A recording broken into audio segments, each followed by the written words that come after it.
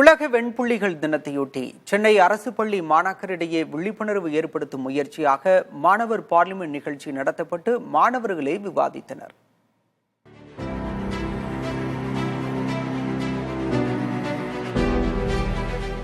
நடனத்திலும் pop இசையிலும் உலக அளவில் மன்னாதி மன்னனாக திகழும் மைக்கேல் ஜாக்சனுக்கு வெண்புள்ளி பாதிப்பு இருந்தது. அந்த வகையில் அவரது நினைவு தினம் வெண்புள்ளிகள் தினமாக கடைபிடிக்கப்படுகிறது.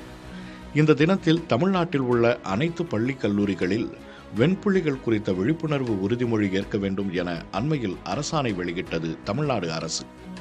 அந்த வகையில் வெண்புள்ளி விழிப்புணர்வு இயக்கம் சார்பில் சென்னை அரும்பாக்கத்தில் உள்ள அரசு மாதிரி மேல்நிலைப் பள்ளியில் மாணவர் பார்லிமெண்ட் நிகழ்ச்சி நடத்தப்பட்டது.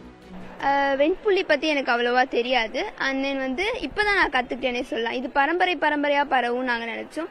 ஆனால் அதெல்லாம் எதுவுமே இல்லை. அண்ட் தென் இதுக்கு வெட்டிலைகோன்னு பேர் இருக்குது. அண்ட் தென் இதுக்கும் அல்பினோஸ்க்கும் எந்த வித சம்மந்தமும் இல்லை.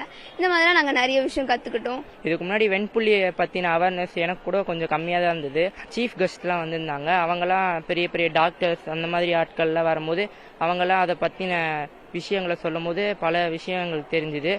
வெண்புள்ளி பற்றி ஆரம்பத்தில் நாங்களே அதில் பாதிக்கப்பட்டவங்க நாங்களே ஒரு மாதிரி பார்த்துட்டோம். ஆனால் இந்த நடத்தினதுக்கு அப்புறம் எங்களுக்கே அவங்க எல்லாரையும் சம்மதம் எங்களுக்கு தெரிஞ்சுது. தமிழ்நாட்டில் 37 லட்சம் பேரும் நாடு முழுவதும் 7 கோடி பேரும் வெண்புள்ளிகள் பாதிப்புடன் இருக்கின்றனர். இவர்களுக்கு மனரீதியான பாதிப்பு நேரிடாமல் தடுக்கவும் இது பிறருக்கு பரவாது என்ற அறிவியலை பரப்புவதும் அவசியம் என்பதால் தொடர் விழிப்புணர்வு நிகழ்ச்சிகளை நடத்த வெண்புள்ளி விழிப்புணர்வு இயக்கம் திட்டமிட்டுள்ளது.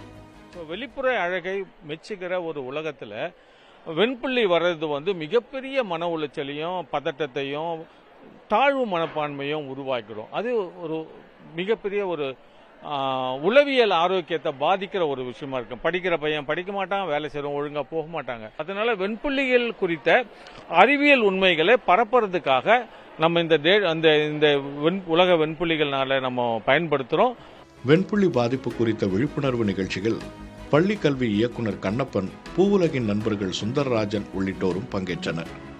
பள்ளி கல்லூரிகளில் வெண்புள்ளிகள் குறித்த விழிப்புணர்வு உறுதிமொழி எடுக்க வேண்டும் என்ற தமிழ்நாடு அரசின் அரசாணை இன்னும் வேகமாக விழிப்புணர்வை ஏற்படுத்த உதவியாக இருக்கும் என்ற நம்பிக்கையை விதைத்துள்ளது. புதிய தலைமுறைக்காக ஒளிப்பதிவாளர் சதீஷ்குமாருடன் செய்தியாளர் ராஜ்குமார்.